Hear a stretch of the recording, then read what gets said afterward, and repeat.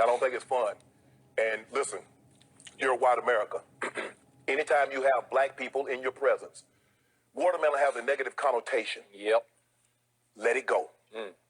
Let it go. Things that were acceptable many, many years ago, even though it wasn't acceptable, it was tolerated, is unacceptable and will not be tolerated. Find another tool, another mechanism to motivate your players, black players. If you need somebody, a white man, smashing watermelon to get you motivated, you're in the wrong line of business. It's not funny. It's not cute. I don't get these young guys anymore. I really don't. Because ain't no way in hell Mike Shanahan, Dan Reeves, Wade Phillips, or any of my coaches could have ever brought a watermelon. And what? And you think that's cool? And he bragged about it. Hey, we're going to keep this on the hush. He openly talking about it. He did. First of all, when I saw the watermelon, coach, what you doing with that? If you ain't going to a picnic, if you ain't going to a cookout or a barbecue, man, you better not have no watermelons coming up in there talking about we smashing this. I don't know what Mike McCarthy was thinking. And I don't know what those black players in the locker room was thinking allow him to do that. You are listening to Ada Jet Noise, and this is the Morning Flyby.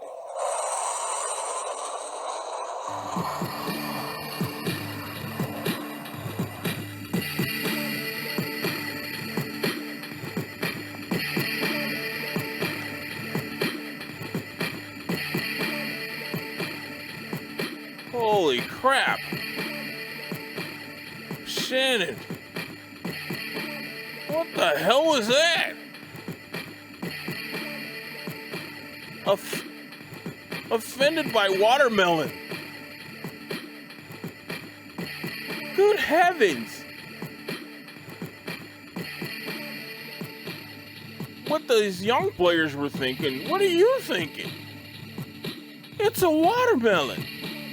Who gives a crap what anybody thinks about stereotypes?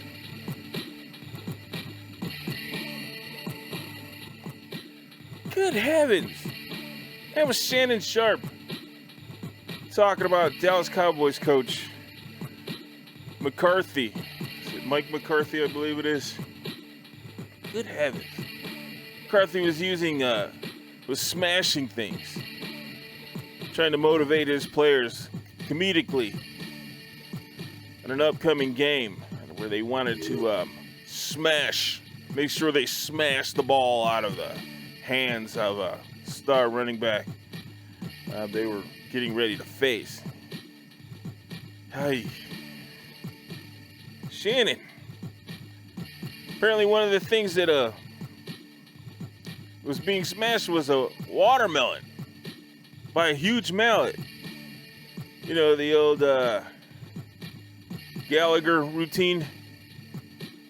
A bunch of young guys like the Dallas Cowboys, probably not too familiar with Gallagher and the old routine. And when you go back and you watch them now, you're like, ugh. Who was watching Gallagher? Shannon Sharp taking offense to watermelon, saying that if white people and black people are in the same room with a watermelon, that white people need to be considerate, need to watch how they walk or talk because a watermelon's in the room. I heard Jason Whitlock say yesterday, are we allowed to be in the produce section at a supermarket together? Is that okay? Can black and white people be around the watermelon, maybe thumping the watermelon? Can a white person look at a watermelon while black people are walking by? Is that okay? Good heavens. Shannon. Ay, ay, ay. Offended by watermelon. Hey! You're listening to Ada Jet Noise. This is the Morning Flyby. Happy Thanksgiving. Thought I'd give you a nice little laugh with Shannon Sharp and his ridiculousness. That was Skip Bayless in the background, by the way. Going, he did it, Yes, that's That's a white liberal telling, certifying, putting in stone how black people are supposed to act. Yes. That's a thing now. Where white liberals, that's a thing forever. They're the ones that underline how black people are supposed to act in America. And as soon as you step off of that, as soon as you step out of line, get off the plantation, what have you, the white liberals like to step in and remind you, sort of like what Chelsea Handler did with 50 Cent. Remind you that you're black. Act like it. She's almighty. Happy Thanksgiving again. Excuse me. That's a little irritating, but happy Thanksgiving. I hope you are going to be with your family, enjoying your meal. I hope the stuffing is as delicious as you remember it last year. And I hope you dig in, have a nice, hope you get the juicy part of the turkey. And the siblings that you don't particularly care for, cousins you don't particularly care for, hope they get the dry part of the turkey. All right? A Jet Noise. See me on Facebook, Parler, YouTube, Rumble, and MeWe.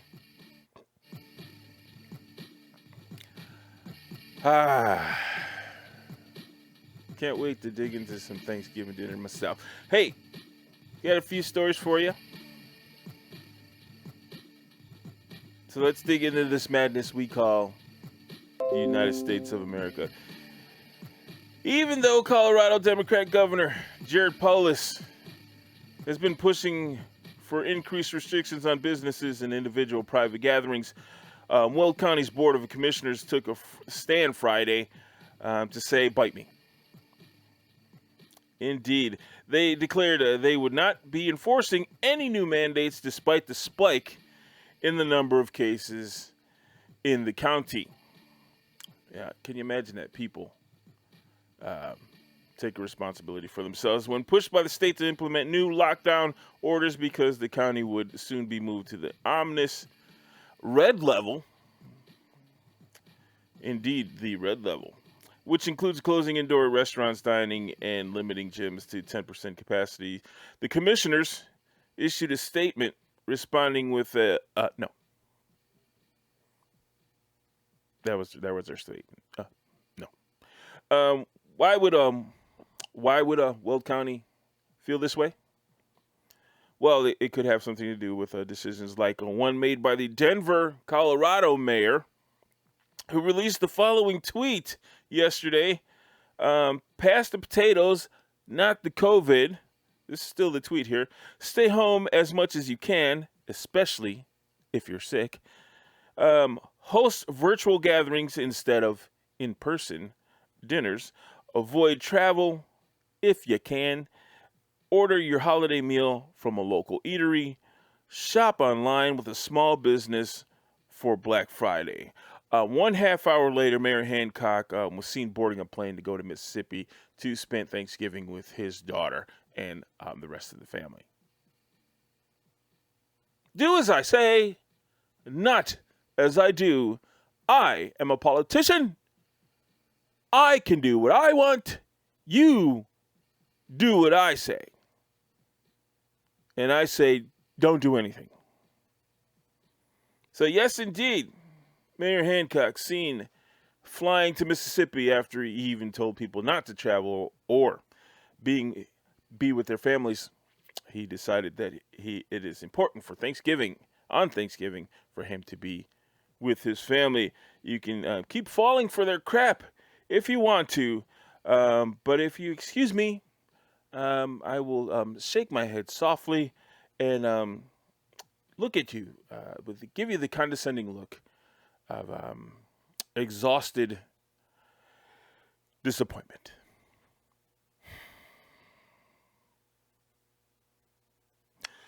Americans increased spending in October, even as household income fell sharply. The latest twist in the economy, good heavens, buffeted between the pandemic lockdown, social distancing, unprecedented levels of government support through the summer and the end of many coronavirus relief programs this fall.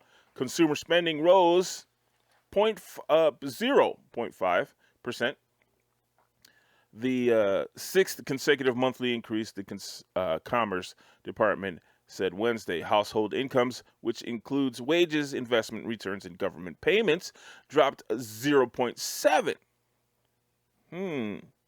Americans taking a risk. Who would have thunk it? They dropped 0.7% last month, in large due to the decline in government benefits. The decline in income was unexpected. Economists had a forecast 1/10 increase. The rise in spending was a 10th percentage point higher than expected. Private wages and salaries rose in October, indicating that the private sector continues to be resilient in the face of the surge of COVID-19 infections. Again, Americans taking a risk. It's an interesting concept. Government wages and salaries, however, declined for a second consecutive month, likely an indicator of the strain the virus has put on the state and local government budgets. But the spending is up. Americans taking a risk. Yeah, I keep repeating that for a reason. But consumer spending has held up much better than expected since the economy began to reopen this summer. It was likely boosted by the enhanced unemployment benefits of pause on student loans and other government programs aimed at providing economic support. We can argue about how wise spending is during these times, considering an uncertain next 4 years. Although the American people are trying to keep some sort of charge in the economy, I hope it's not the last one. A rare event in the heavens, just ahead of Christmas, will feature an alignment of planets that a famous astronomer believed was the phenomenon that is mentioned in the Bible when Jesus Christ was born. The alignment of Jupiter and Saturn will appear in the skies on December 21st, this winter solstice, something to look forward to. The last time the rare alignment of the planets was close to 1623, nearly 400 years ago. That was only 14 years after Galileo discovered the moons of Jupiter with the invention of a telescope. Another famous astronomer, Johannes Kepler, posted it in 1614 that a alignment of the two planets might have been, alignment of the two planets might have been that what was reported in the nativity story in the Christ in the Bible. Planets aligned in 7 BC, around the time that Christ was born. The account in the Gospel Matthew says that the wise men came to Jerusalem to seek the birth of the King of the Jews. After seeing a bright star in the sky, behold, a star, which they said seen in the east, went before them, till it came and stood over the young child.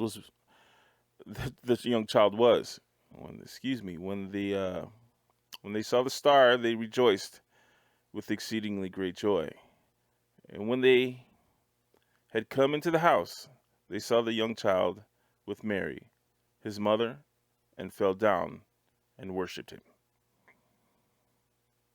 On the 21st of this year, December 21st of this year, something to look forward to, an alignment of planets putting a bright light in the sky. The whiny left-wing alarm. The whiny left-wing alarm of cultural appropriation for a broth bar. A broth bar owned by Ripe Nutrition popped up inside an athletic apparel store named Permission. early this month, but that partnership was brought to a halt because the broth bar is owned by a white woman. It's true. It's owned by a white woman. It's got to come down. Toronto Star editor Evie Kwong was prominent in the outrage and campaign, posted a Twitter thread last week.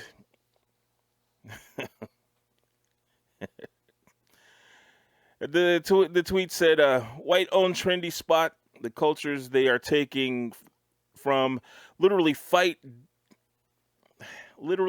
daily legitimacy.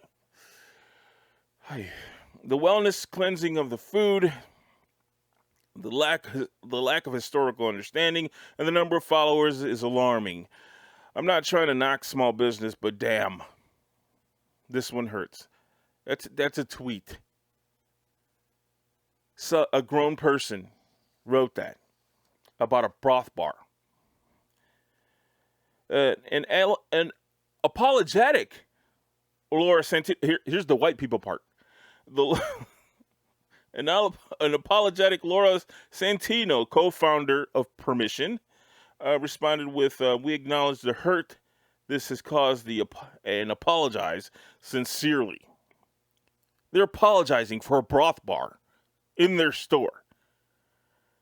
Our pop-up was not in line with community values or our company ethos, and we have decided to part ways effective immediately. Over the course of 48 hours, it was brought to my attention. The owner of the broth bar said this was her response. Over the course of the 48 hours, it was brought to my attention, blah, blah, blah. I made a big mistake, collect my thoughts, best way to address this. First, I want to thank everyone bringing this to my attention. All the standard, I'm really sorry for being white stuff. So a broth bar attacked because of cultural appropriations, because it was owned by a white woman. Broth bar. If you don't know what a broth bar is, it's exactly what it sounds like. It's a little bar / kind of restaurant thingy where they make bone broths and they add healthy things like spinach and onion and egg and I don't know, shrimp, whatever you like. It's just soup. It's soup. So yes.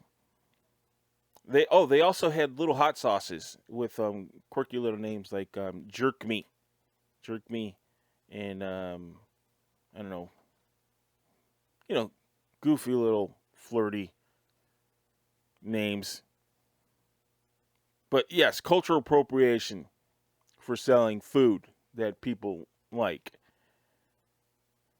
You can't be white and own a yummy food place. 90-year-old woman. This one's a little it's a little bittersweet. A little heartbreaking. A 90-year-old woman chose assisted suicide over another lockdown. Nancy Russell, a mother and grandmother, great-grandmother, opted for a medically assisted death in October. Her friends and family gathered in Nancy's room and sang a song she chose on the day of her assisted suicide. Nancy, like all the other residents in the retirement home, often ate meals alone in their rooms during mandatory lockdowns. Activities were canceled, and they were unable to see family and friends for weeks on end. The so-called life-saving measures become so detrimental to the overall health of the residents that they find themselves looking into other options. In this case, medically assisted suicide. Nancy's family said she chose a medically assisted death after she declined so sharply during the lockdowns. She didn't want to go through more isolation.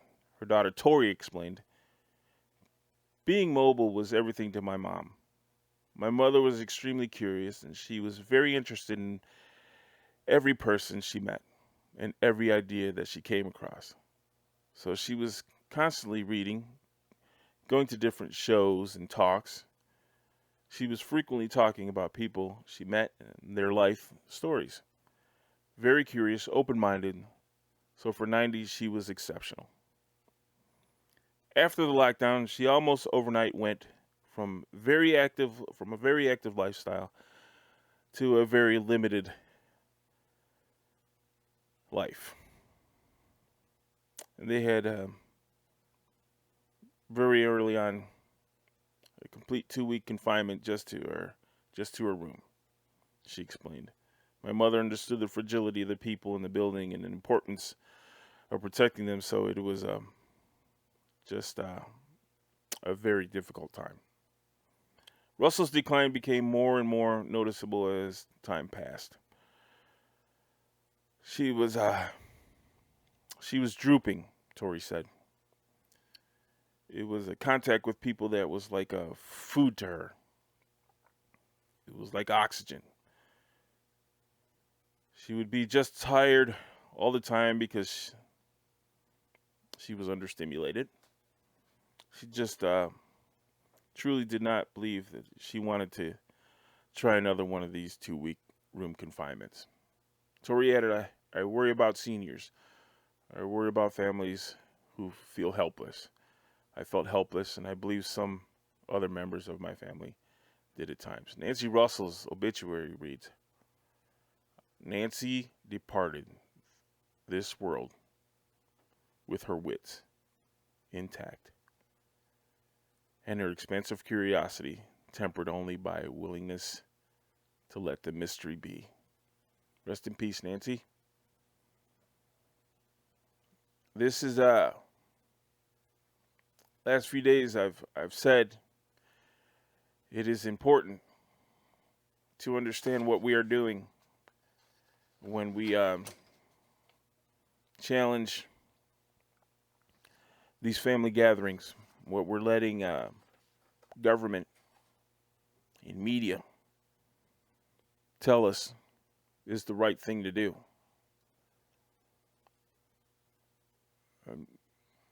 I heard Chris Cuomo mock the other day something that that I've been saying. I'm sure he wasn't mocking me, but not directly. But Chris, I heard him mocking the fact that people are looking at these holidays, particularly in this time of pandemic, that our elderly are now vulnerable. This arguably could be their last holiday. And my wife and I know those feelings of our elderly. Just recently, wasn't that? My dad died this year. Her mother died just recently. My mom lost her dog just a few days ago. We've had all kinds of family members. My cousin Ralph, cousin Alan, my nephew Alan, all spent their last holidays with us. We're taking our loved ones and turning them into things that we were meant to protect.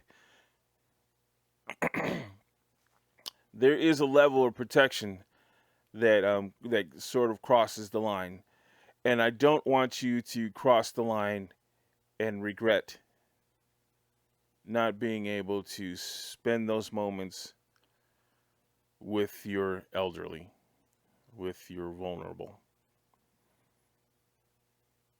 If you weren't able to work up enough strength, enough courage to bring your loved ones into your home because you were afraid of this virus. If you couldn't bring them into your home today on Thanksgiving, I hope that you can work something out to bring them into your home for Christmas. I don't want to go on too much about this. I've said my piece for days now. I'm just saying, I just want to end it with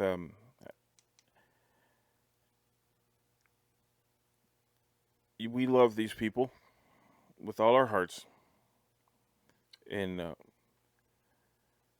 we don't want to let them down when they need us arguably the most. Indeed, they put in their time.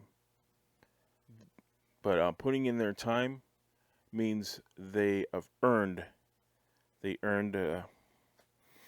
all the love and happiness and laughter that we can possibly spare. Do not take your children away from their grandparents. Do not take your smiles and love from these people. Nancy died surrounded by love. She chose suicide over lockdowns and arguably unnecessary lockdowns. The lives they saved were going to find their way out. And in Nancy's case, she chose her own way out. She chose suicide. God bless her. God hold her. God hold the family. Happy Thanksgiving to you. I hope you have a good one. I hope this Christmas season that you are clever, creative, that you can buy a lot of stuff with spending little money. I hope you beat the system. Let's enjoy these holidays. Let's enjoy these holidays. They put us through enough. They put us through enough through the most of the year. And I don't think we need to go through anything else like what we went through anymore. Let's enjoy the holidays. I'm rambling. I'm gonna go eat turkey. Love you guys. Thank you. Follow me. Like me. Facebook. Follow me. Parler. Subscribe. YouTube. Subscribe. On Rumble. Ada Jet Noise. Under channels.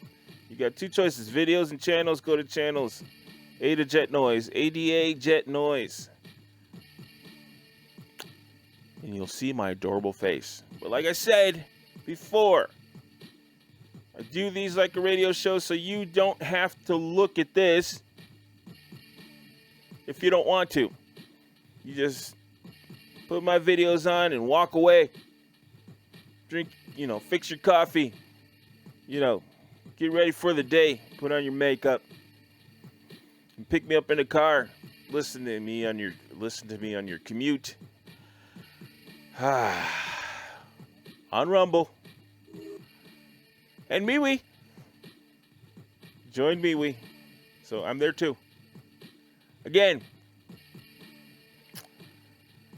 happy Thanksgiving. Enjoy the day. Get ready for those Black Friday sales. Enjoy your shopping. Enjoy those days off. I'll see you soon. Until then, big hug. Be good. Be still. Enjoy your life.